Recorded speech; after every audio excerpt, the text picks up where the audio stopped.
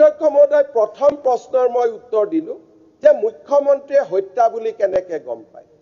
মুখ্যমন্ত্ৰীয়ে হত্যা বুলি মোক এছআইটিয়ে কোৱা নাই এই হত্যাকাণ্ড it is a case of murder from very third day যিমান বেইল এপ্লিকেশ্যন যিমান ৰিমাণ্ড এপ্লিকেশ্যন যিমান আজিলৈকে কোৰ্টত আদান প্ৰদান হৈছে গোটেইটো সেকশন 103 ওপৰত হৈছে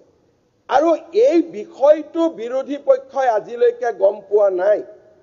তাৰ পৰা মই অনুভৱ কৰো যে বিৰোধী পক্ষৰ গোটেই ঘটনাটোৰ ওপৰত সম্যক ধাৰণা হোৱা নাই নহলে অন্তত কোৰ্টত গৈ আমি কাষ্টডি বিচাৰা ফৰৱাৰ্ডিং ৰিপৰ্টখন বা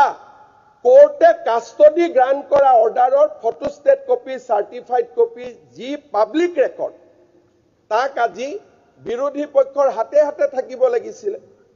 কিন্তু আজি বিৰোধী পক্ষৰ হাতত পাব্লিক ডকুমেন্টছ কেনিও নাই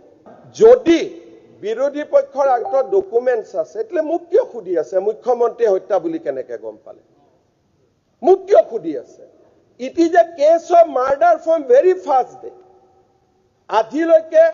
সিদ্ধাৰ্থ শৰ্মা শ্যাম কানু মহন্ত অমৃত প্ৰভা শেখৰ জ্যোতি তেওঁলোক যে জেলত আছে তেওঁলোক মাৰ্ডাৰ কেছত জেলত আছে সো এই কথাটো মই আজি হাউসত ক্লিয়াৰ কৰি দিলো this case has been registered